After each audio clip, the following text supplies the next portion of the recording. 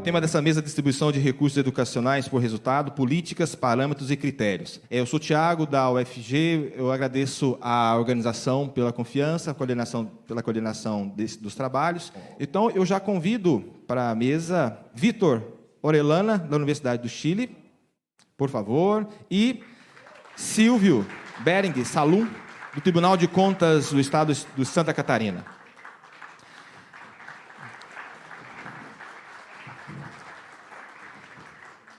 Beleza. Obrigado aos nossos convidados. Vou fazer uma breve apresentação e para a gente já... Nós vamos seguir aqui a ordem. Primeiro o Vitor, depois o Silvio. Tá bom.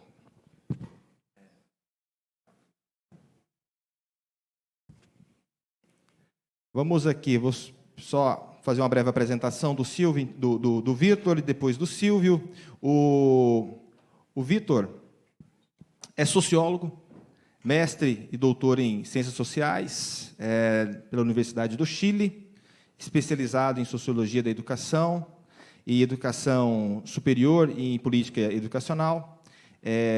Tem feito pesquisas na temática de mercado educativo, mercadorização educativa e estrutura social. No ano de 2018, editou um livro coletivo entre o mercado gratuito e a educação pública. Os seus esforços de pesquisa estão destinados a compreender as crises da educação no Chile, em uma perspectiva histórica e crítica. Atualmente, ele dirige um projeto de educação experimental do Parque Acadêmico Karen, da Universidade do Chile. É também pesquisador e membro fundador da Fundação Nodo 21. O Silvio é graduado em Economia pela University of Virginia, nos Estados Unidos, especialista em Estatística pela Universidade Federal de Minas Gerais, mestre em Economia pela Federal de Santa Catarina. É auditor fiscal de controle externo no Tribunal de Contas do Estado de Santa Catarina. Então, estamos bem acompanhados nessa mesa e nós combinamos entre 30 a 40 minutos, inicialmente, para cada um dos nossos convidados, para a gente ter tempo para fazer o debate no final. Vamos começar com o Vitor. Obrigado, Vitor. Obrigado. Muchas gracias por estar acá, por haberme invitado. Por razones claras del idioma, voy a tratar de hablar lento, lo más claro posible. Ustedes tienen una ventaja, entienden más el español que nosotros el portugués. Yo he tratado de entenderles todos estos días. No ha sido fácil comprender la complejidad del financiamiento de la educación brasilera y además el idioma es difícil.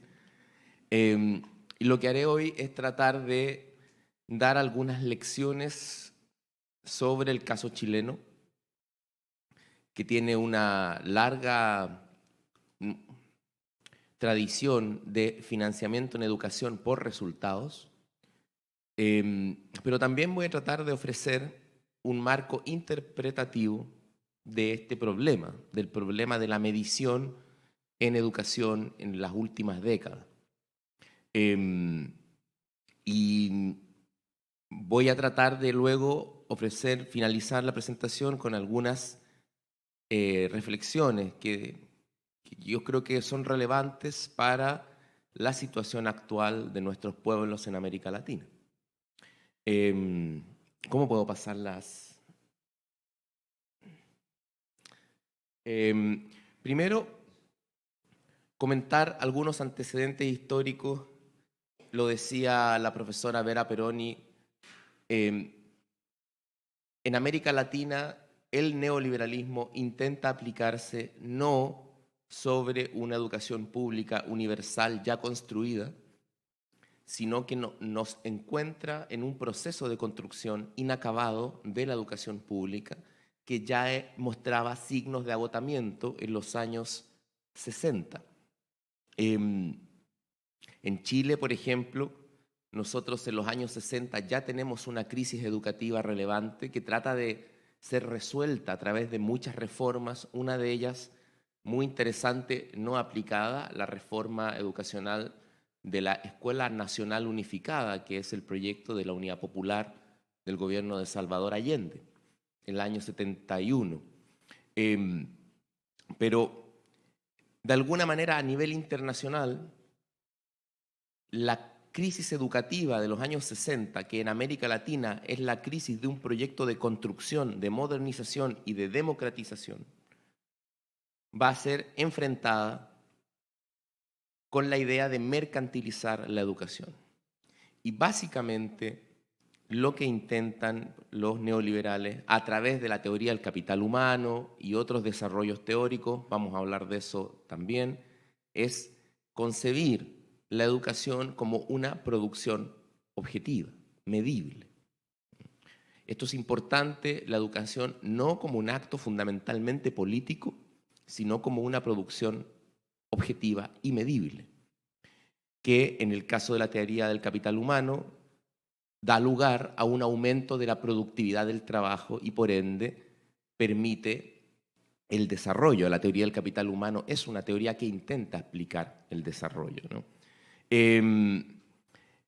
Pero cuando el neoliberalismo plantea que la educación es una producción objetiva y medible, entonces no hay ninguna razón por la cual la educación no pueda ser considerada como cualquier actividad económica. Por lo tanto, puede ser privatizada y debe ser privatizada. Ahora, cada vez que el mercado se introduce en una esfera social que antes no estaba mercantilizada, el capital debe aprender a mercantilizarla. No sabe a priori. El mercado es una fuerza viva, tiene que aprender. Y yo, pasemos a la siguiente, uso siempre esta imagen, no sé si han visto la película, ¿no? El filme de McDonald's, ¿no? Hay una película, yo la recomiendo mucho, porque cuando emergen las recetas neoliberales, tienen que aprender a mercantilizar y por lo tanto a sintetizar, comprender un proceso tremendamente complejo como es la educación, como si fuese una producción económica regular, común y corriente. Y para eso articulan lo que yo voy a denominar el paradigma de la calidad, de cualidades es la palabra en portugués. Y está McDonald's ahí porque ellos revolucionan la producción. Es una especie de combinación de taylorismo y toyotismo, que es un modelo que les permite producir más rápido y con mejores estándares de calidad, y del cual surge una nueva industria como la comida rápida. Pero lo fundamental es construir una organización racional del trabajo. Es decir, por eso que quiero que vayan a la película y el origen de esa foto, porque se trata de la construcción de un orden racional del trabajo. Pasemos a la siguiente. Y el paradigma de la calidad, yo acá hice un esfuerzo por traducir al portugués, pero es de Google. Si hay algún error, es culpa de Google. Hice un esfuerzo por traducir a Google, ¿no? El paradigma de la calidad lo que intenta es racionalizar la producción educativa.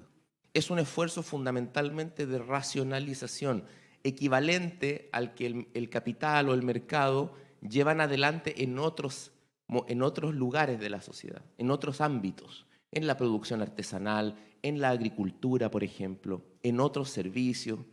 Y esto supone una tremenda, digamos, es un tremendo proceso de aprendizaje. Nosotros habitualmente observamos este paradigma desde un punto de vista crítico, pero yo les pido por un instante abandonar esa postura crítica y verlo desde el otro lado, dar vuelta al tablero del ajedrez y verlo desde el otro lado. Es un tremendo esfuerzo de comprensión racional, que yo en esa tabla los distingo en 4 cuadrantes. 2 que tienen que ver hacia adentro de la educación y 2 hacia afuera, que dan cuenta de una dimensión endógena, es decir, cómo producir educación racionalmente, y de una dimensión exógena, cuánto vale la producción racional educativa, es decir, cómo asignar los recursos a ella, ¿no? Entonces podemos ver acá, tenemos currículum en base a competencias, y hay una discusión entre competencias y capacidades. ¿Y qué es lo que son las competencias? Las competencias se pueden medir, y esa es toda la diferencia, en lo fundamental, ¿no? Racionalización de la docencia, racionalización incluso de la producción científica, como calidad de la ciencia, la indexación, no sé si conocen el índice H, si lo han, que son medidas de impacto de la producción académica. Y en la dimensión endógena no solo se altera el trabajo, se altera también la gestión, y el director de escuela es cada vez más un gerente, y se introducen lógicas del management en la dirección de escuela. Y luego a nivel exógeno se llevan adelante una serie de racionalizaciones, comprender, por ejemplo, las dificultades de aprendizaje como de manera racional a través de distintos indicadores. Y en cada uno de estos cuadrantes el paradigma utiliza los avances científicos y técnicos de diferentes disciplinas. El paradigma de la calidad no es sectario, es muy heterodoxo, porque va a buscar a la psicología, a la sociología, al management, incluso, por ejemplo, a la discusión de inclusión. Las medidas de acción afirmativa bien pueden considerarse también formas de racionalización de la materia prima, ¿no? ¿Y cuál es el sentido de todo este proceso, ¿no? El sentido de todo este proceso es construir una forma racional de producción educativa que cumpla una condición que es fundamental, que es la cuantificación. Si un proceso productivo no está cuantificado, no puede mercantilizarse. Y esto es lo que escribió von Mises, entre paréntesis. Yo siempre creo que es muy importante para nosotros estudiar a fondo a los neoliberales. Estudiarlos, leerlos directamente. Porque lo que von Mises, cuando elabora la idea de que toda acción racional es una acción económica, lo que trata de decir es que no puede haber una acción racional sin cálculo. Y la única forma de comparabilidad, es decir, de cálculo entre distintas esferas sociales, es el dinero. Es la única medida, hay un argumento más sofisticado, no lo puedo relatar ahora, pero es la única forma. Por eso es que cada vez que el capitalismo toca un proceso, lo tiene que cuantificar. Cuando Facebook toca la vida social, la cuantifica en cantidad de likes, en cantidad de reproducciones. Y esas cantidades dan lugar a un proceso complejo de formación de precios. De formación de precios. Al final del día, el paradigma de la calidad debe racionalizar porque debe transformar, vamos a hablar de eso, el trabajo en precio. Eso es lo que Marx entendía como el proceso de transformación. Pasemos. Esto llega a un grado de desarrollo radical en Chile. Chile es el gran experimento del neoliberalismo educativo.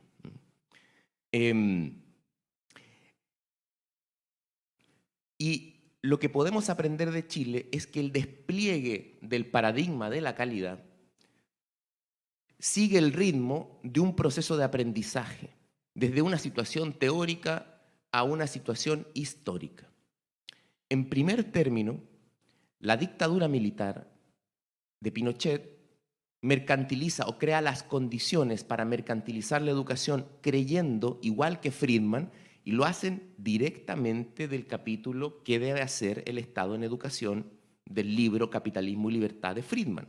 Esto es literal. Agarran el capítulo de Friedman, traen a Friedman a Chile, Friedman viaja a Chile, y Friedman elabora hace poco tiempo, o sea, el texto es de finales de los 50, esto se aplica a finales de los 70 en Chile, inicios de los 80, y viene la idea del voucher, que lo que dice Friedman es terminar con el monopolio estatal de la educación, dividir el presupuesto, el orçamento educativo por cada estudiante, y el orçamento se entrega directamente al estudiante y la familia elige escuela. El dinero va a la escuela que elige la familia, pública o privada. Eso se aplica de manera literal en Chile de un día para otro. Y lo que creían los neoliberales es que la calidad iba a mejorar a través de la competencia. Como mejora la calidad de los teléfonos por la competencia entre Samsung y Huawei. El mercado, la gente iba a abandonar las escuelas de mala calidad e iba a preferir las escuelas de buena calidad. Pero el problema es que ese neoliberalismo teórico de mercado perfecto no funcionó. No funcionó de esa manera. Lo que introdujo preguntas al paradigma de por qué no funciona de esa manera y cómo podría funcionar mejor. Y estas son las 4 etapas que yo distingo en esa lámina. El mercado educativo chileno se va trasladando, se va modificando desde una idea de libre mercado a la idea de un mercado regulado, ¿no? De algún modo,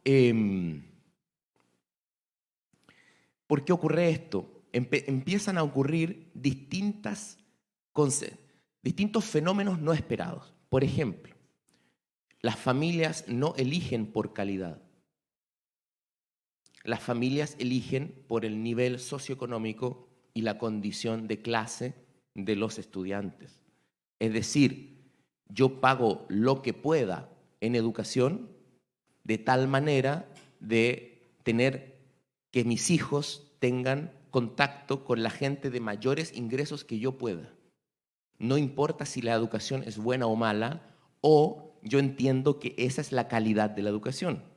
Lo que en lenguaje popular en Chile se denomina el ambiente. Esa escuela tiene buen ambiente. Su hijo sabe trigonometría, no sabe trigonometría, es irrelevante. En la escuela hay buen ambiente. La gente elige mal. Y hay una serie de fenómenos que hacen que el mercado no funcione. Entonces, el paradigma lo que trata de hacer es cada vez reemplazar al mercado en el sentido de ir elaborando desde el Estado qué es calidad, qué son los resultados y cómo asignar los recursos. Por eso se pasa de un mercado, digamos, libre mercado a un mercado cada vez más regulado, cada vez más prescriptivo, cada vez más performativo, cada vez más coactivo. Y la pregunta sigue siendo la misma. ¿Qué es la educación? ¿Cómo medirla racionalmente? ¿Cómo producirla racionalmente? Veamos algunos indicadores. Hacemos la siguiente para que tengan una idea. El voucher, ayer yo intenté comprender la tremenda complejidad del financiamiento brasilero de la educación, los distintos fondos. Los neoliberales simplificaron las cosas a un grado extremo. Nosotros tenemos una forma de financiamiento de la educación, que es el voucher.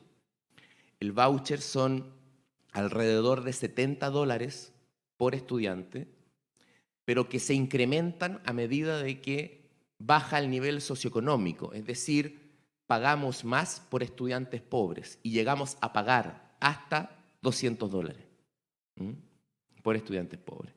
Y Chile, a medida de que la educación se va haciendo un mercado regulado con mayor presencia estatal, cada vez gastamos más en educación. El gasto público, el 2018, uso cifras antes de la pandemia y antes del estallido social de 2019, teníamos arriba del 5% del PIB de gasto público y llegamos al 7% del PIB de gasto total. Es decir, hay casi 2 puntos de gasto del PIB que es gasto privado. Porque la escuela y la universidad en Chile se pagan. El Estado financia el voucher, pero sobre eso las escuelas pueden cobrar, y cobran, y cobran. Pasemos a la siguiente.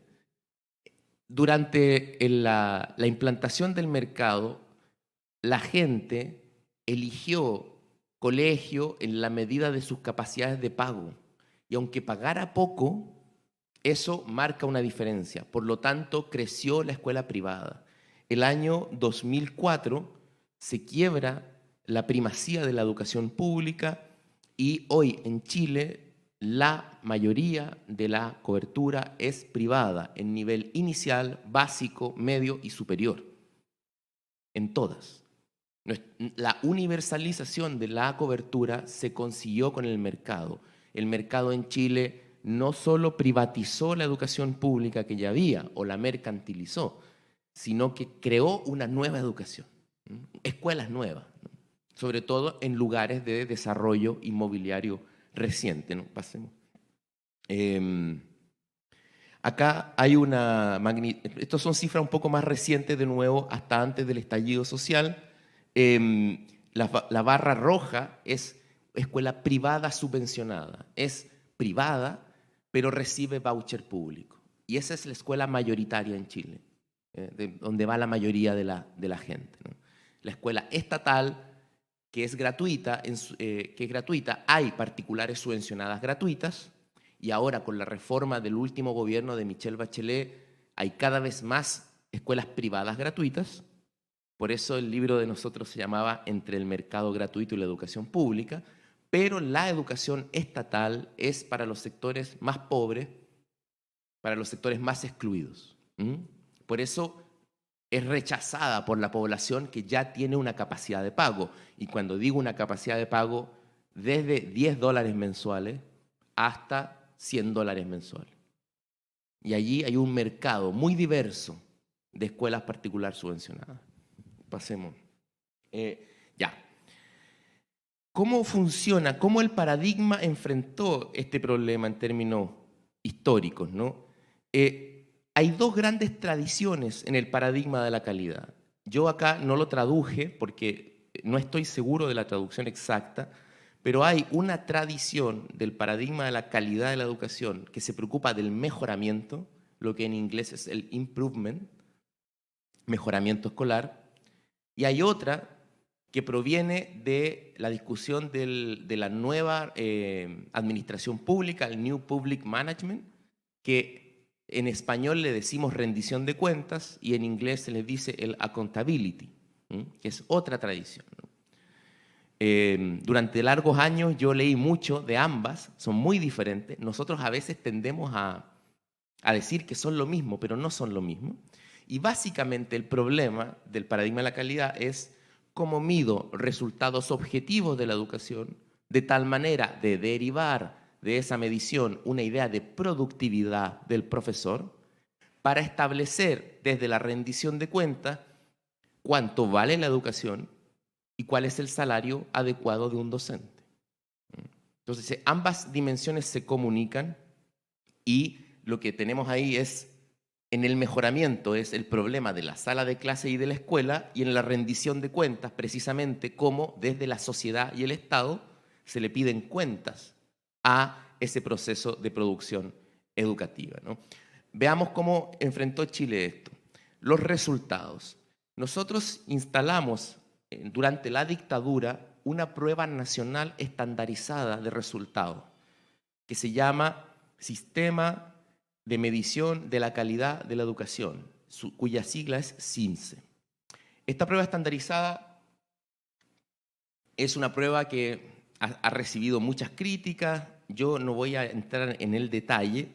Es una prueba que, como es tan antigua, tiene muchas dificultades, es del año 88 y su serie se conserva, o sea, se hace SIMSE hasta el día de hoy. El problema es que, avanza la siguiente un poco. El problema es esta curva, yo la voy a relatar. SIMSE es una prueba estandarizada, su media son 300 puntos, su desviación estándar o desviación típica, son 50 puntos, ¿no? Entonces, a medida de que avanzaba el tiempo, no subíamos SIMSE, no subíamos los logros de aprendizaje, pero además CIMSE medía nivel socioeconómico. Esta es la relación entre deciles de ingreso y resultados de prueba CIMSE. Y la correlación es muy clara, ¿no? Es visible, ¿no? Es visible. Volvamos a la lámina anterior. Volvamos a la lámina anterior. El problema se intentó resolver incorporando otros indicadores de calidad que tienen que ver con ambiente escolar, cuestiones socioemocionales, distintas de los resultados de las pruebas estandarizadas. Y cuando digo otros indicadores de la calidad, lo digo en serio, se llaman otros indicadores de la calidad, así se llaman legalmente, otros indicadores. Pero no hay capacidad de medir adecuadamente el producto de la educación en una medición estandarizada, aislando el efecto del nivel socioeconómico. Y luego, después de esto, hubo una discusión muy grande en Chile sobre los llamados modelos de valor agregado. Es decir, si éramos capaces, a través del control estadístico que da, digamos, la estadística multivariable, de aislar un producto determinado de la condición socioeconómica por medio de la comparación. Y eso no terminó bien. No ha podido formularse una medida de resultados educativos en Chile que sea independiente del nivel socioeconómico, ¿no? Eso no ha podido hacerse. Y además, muchas gracias, y además se hizo una prueba diagnóstica de la calidad de los profesores, que es la prueba Inicia, que se hace al egreso. Es una prueba optativa, pero entre comillas, porque de ella dependen recursos que reciben las universidades. Entonces es optativa entre comillas, ¿no? Y el año 2008, buscando mejorar los resultados, sobre todo de los sectores de bajo capital cultural, de los niños pobres, se generó un voucher plus, un nuevo voucher dirigido específicamente a sectores populares, que es la Ley de Subvención Escolar Preferencial del año 2008, que vinculó esos recursos a planes de mejoramiento. Yo te doy recursos adicionales siempre y cuando tenga planes de mejoramiento. Y con eso se hicieron muchas cosas, pero no se mejoró CIMSE. Entonces nosotros seguimos sin poder mejorar CIMSE. Y tiene sentido porque si alguien corta un árbol y hace una mesa de madera, la diferencia entre la materia prima y el resultado es evidente, ¿no? Es la forma mesa, digamos. Pero en educación es más difícil. Es más difícil. Y de hecho, cuando hay mejoras, porque Chile viene mejorando, por ejemplo, en prueba PISA, de manera sostenida. Esto es una discusión de los economistas y de los expertos en Chile, porque no se sabe por qué. No logramos imputar la mejora en pruebas PISA. La última prueba PISA, Chile le gana a Argentina, a Brasil, a Uruguay, a todo el mundo. Y no sabemos por qué. Y yo conversando con un investigador muy importante en Chile, él me dice, es por el crecimiento económico.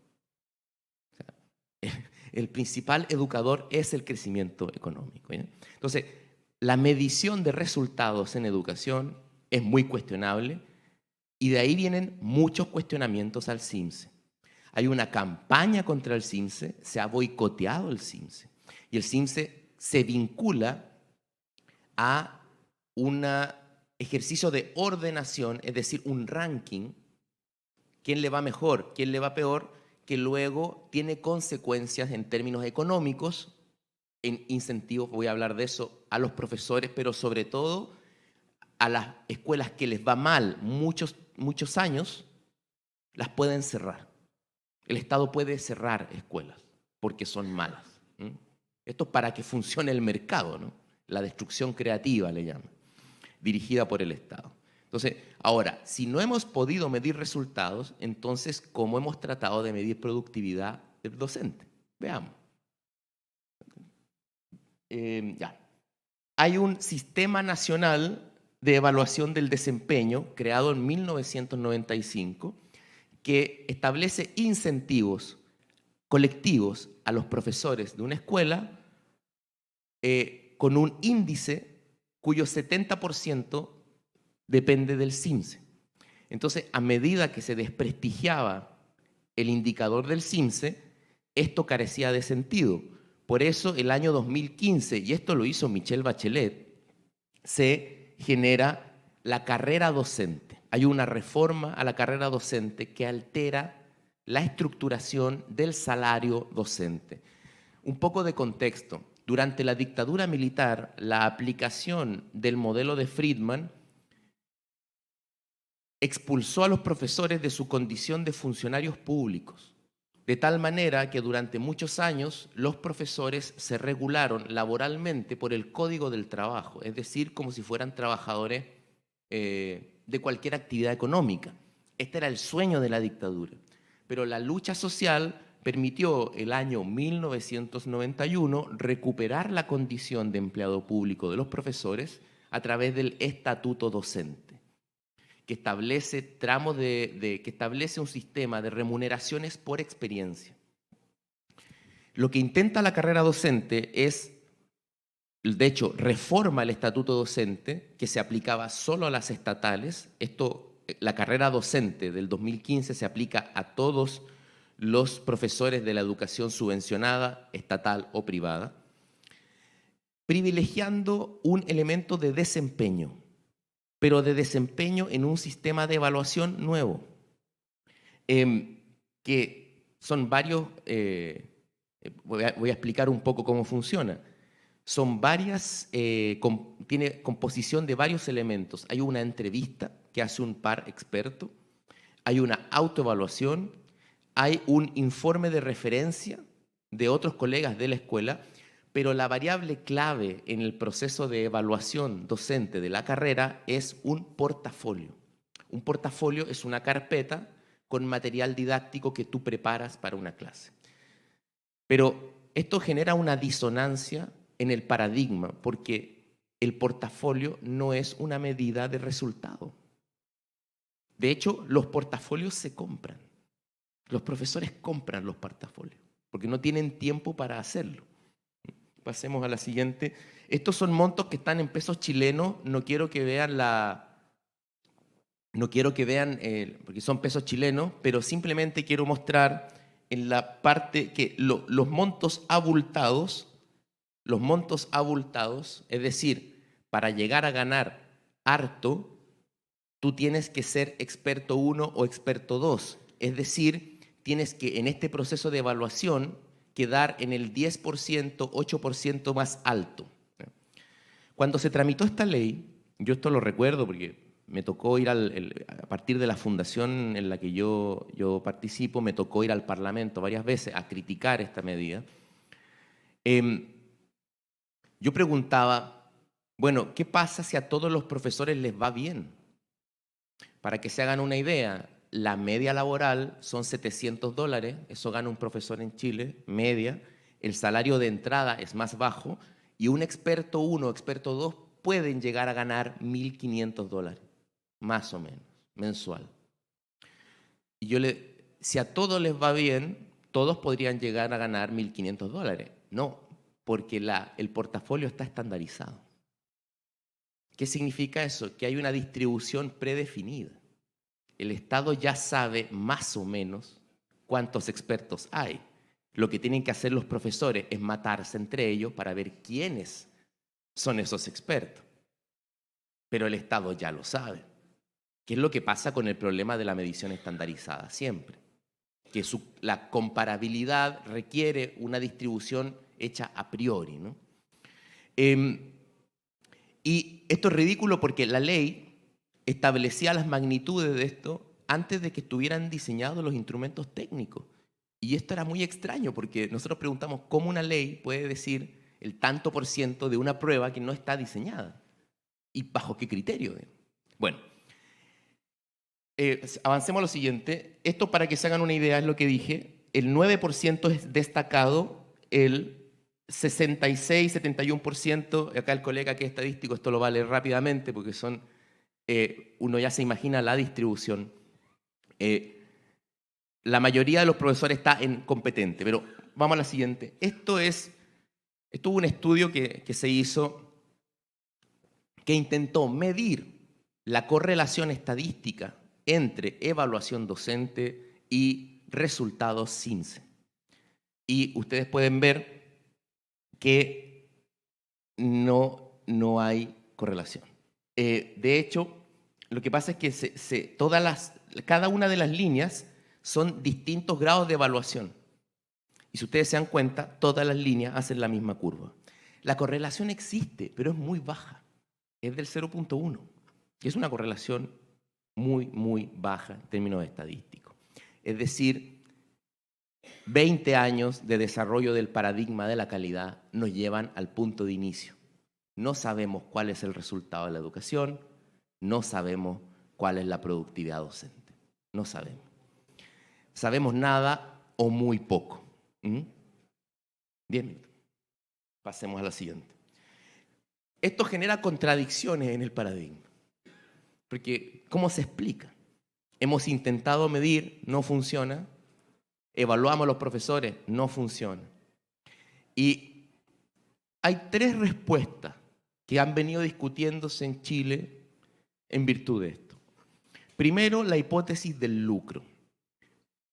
En la medida que la educación es privada, ingreso fondo público, y ese dinero, en lugar de invertirse en calidad, sale como ganancia, sale como lucro. Entonces, una de las respuestas del paradigma fue ir a controlar más al mercado. Otra respuesta es, que no es contradictoria con la anterior, es sigamos presionando más a los profesores y a las escuelas. Todavía no las hemos presionado lo suficiente. Y hay una tercera alternativa que no es tampoco contradictoria con estas otras, que es decir, quizás hemos comprendido de manera muy mecánica el resultado de la educación y hay que incorporar otras variables. Y ahí viene un debate sobre la inclusión, sobre el tema socioemocional, sobre el contexto escolar, y el paradigma empieza a tratar de comprender más elementos de la educación, ¿no? Estas 3 alternativas es la que están a la base del debate de los últimos intentos de reforma. Y no son contradictorias entre sí. Lo que yo voy a ofrecer ahora para finalizar la exposición es un marco interpretativo de por qué el paradigma de la calidad reacciona de esta manera, ¿no? Para ver si podemos aprender y extraer lecciones de esto. Vamos a la siguiente. Volvamos a nuestro mismo esquema, pero ahora desde una idea, que esto es lo que uno puede tomar de Marx, ¿no? ¿Cuál es el problema del paradigma de la calidad? Lo que hace el paradigma de la calidad es observar cómo se produce algo racionalmente de tal manera de cuantificarlo para que el valor pueda ser transformado en precio. Cuando Marx describe el movimiento del valor, es en el primer capítulo, habla de la mercancía, ¿no? Lo que hace el valor es que vincula una particularidad, es decir, un proceso productivo específico, en la fábrica, donde sea, con la totalidad social que está expresada en trabajo abstracto, en valor, ¿no? Y ese juego entre particularidad y totalidad se da de manera alienada, es decir, no hay una conciencia política global del proceso de producción y reproducción humana. Todo aparece en el mercado como un conjunto de mercancías, cada una de las cuales tiene su determinado valor. Y atribuir el valor a la mercancía específica sin comprender que se trata finalmente de una porción de trabajo humano es lo que Marx denomina el fetichismo de la mercancía, ¿no? Yo creo que la forma que podemos comprender el paradigma de la calidad es como un esfuerzo cognitivo del modelo, del sistema, del propio capital, de tratar de comprender la educación como un proceso objetivo. Por eso es que la huella que sigue el paradigma de la calidad parece ser la comprensión de la educación como un fenómeno social, es decir, como un fenómeno más complejo de lo que inicialmente se pensaba, ¿no? Entonces, lo que yo quisiera plantear acá es que el paradigma de la calidad choca con el proceso productivo propio de América Latina, que es el siguiente, digamos, que es poca capacidad de agregar valor. Por lo tanto, la ganancia que lleva el capital privado no proviene de la agregación de valor, es decir, de la calidad, sino que es una renta que proviene de tomar la materia prima sin mayor alteración y ponerla en comercialización. Lo que ocurrió en Chile y lo que el paradigma de la calidad descubre a su manera es lo que yo le llamo una especie de extractivismo de humanidad. Eso es lo que nosotros inventamos, ¿no? Al mercantilizar la educación, no generamos el mercado perfecto de Friedman. Construimos un extractivismo de humanidad que consiste en obligar a las personas a estudiar sin que esas trayectorias escolares y académicas deriven en los objetivos pedagógicos y académicos que nos hemos propuesto, sino que resultan exigencias burocráticas para tener empleo, para avanzar en la vida, ¿no? O algunas son obligatorias, nuestro ensino medio es obligatorio y luego la educación superior es necesaria para tener trabajo. Chile tiene una cobertura bruta de educación superior del 80%. Es una locura. Parece ni Holanda, yo creo, ni Dinamarca. Es una locura. Entonces, al chocar con un problema propiamente latinoamericano, digamos, el paradigma de la calidad intenta cada vez comprender la educación como un proceso más complejo que una simple producción objetiva que se da a una fábrica como la que produce este vaso. Pero mientras estaba tratando de hacer eso, de incorporar variables socioemocionales y otras, se encuentra con esto. Avancemos a lo siguiente. Sí.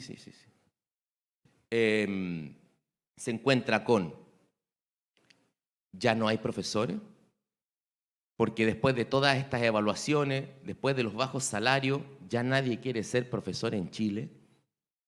No quiere, tenemos una crisis grave de profesores. Y hay materias en las que no hay profesores. En matemáticas no hay profesores. Porque un chofer de Uber gana $1.300 y un profesor gana $700. No, está claro, ¿no? O sea, pero además de no tener profesores, no tenemos estudiantes. Las familias ya no están enviando tanto a los niños a la escuela. Tenemos un grave problema de ausentismo. Y ustedes comprenderán que es irrelevante un modelo de valor agregado, incluso una comprensión más compleja de los resultados educativos, si no hay materia prima ni trabajador. Entonces, el paradigma se enfrenta a una falla sistémica. No logra comprender lo que ocurre, apenas plantea un problema. Finalizo con esto. Por eso, después de todo este camino, de este proceso de racionalización de mercado, es lógico un giro al irracionalismo. Porque desde el punto de vista del paradigma, hemos intentado todo lo que es racionalmente, todo lo que hay que hacer. Entonces aparece en educación el problema del irracionalismo.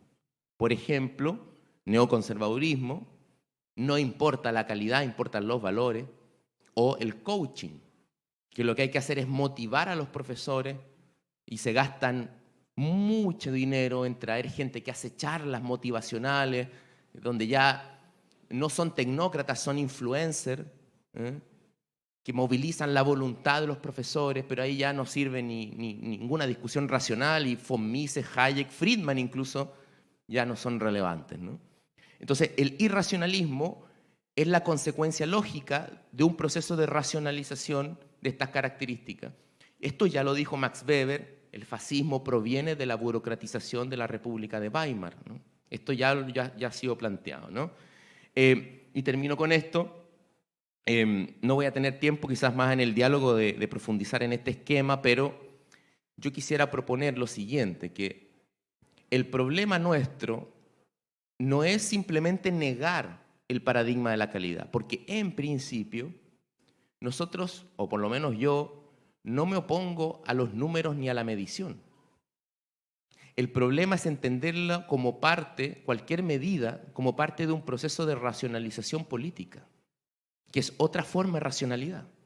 Si uno sigue a Habermas, por ejemplo, es una racionalización comunicativa. Esto es lo que está tratando de decir Michael Apple.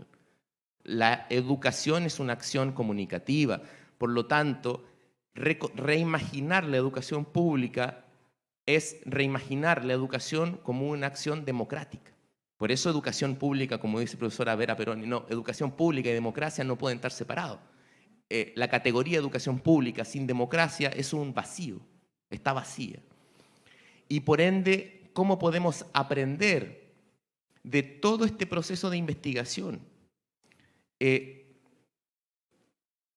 tal modo de que la complejización del hecho educativo no tenga, en su proceso de racionalización, no tenga que transformarse en un continuo jerárquico de valor, que eso es lo que es la manera en que el valor comunica las especificidades sociales entre sí, sino que se relacione como una estructura argumentativa y deliberativa entre sociedad y escuela, a través de un proceso político, de fuerzas, y ese es un proceso de fuerza, donde hay exigencias democráticas de la sociedad de la educación y la escuela también tiene sus propios problemas de gestión democrática, y ese ejercicio de choque de intereses sociales se pueda comprender como un proceso de carácter político. Y esto nos permite repensar, abrir de nuevo el problema de qué es la escuela moderna, qué es la educación pública, y volver al inicio. La crisis de los años 60 nos pilló, nos encontró tratando de construir nuestros sistemas educativos públicos. Eso es un proceso que no está terminado, que debemos recuperar, pero reimaginarlo a tono con el siglo XXI. ¿Qué significa para la escuela moderna que los estudiantes estén en las redes sociales, que vivan en Instagram, en TikTok? ¿Qué tenemos que aprender de esos procesos? Yo soy de la idea de que tenemos que apropiarnos de los avances técnicos de la especie humana y no odiar a los números ni a las mediciones, sino elaborar nuestras maneras de evaluar y medir, bajo el concepto de la autovaloración, que es un concepto que desarrollan filósofos italianos, que es el rechazo al valor y la autovaloración, bajo la idea de una comunicación deliberativa entre escuela y sociedad que nos permita reelaborar toda la discusión que nos ha precedido, sin limitarnos a un rechazo de la cuantificación, sino elaborar formas de medición, incluso de cuantificación, que desconozcan el valor económico, pero que puedan dar lugar a un proceso de racionalización de los intercambios argumentativos. Yo me quedo hasta acá. Muchas gracias. Muchas gracias. Obrigado.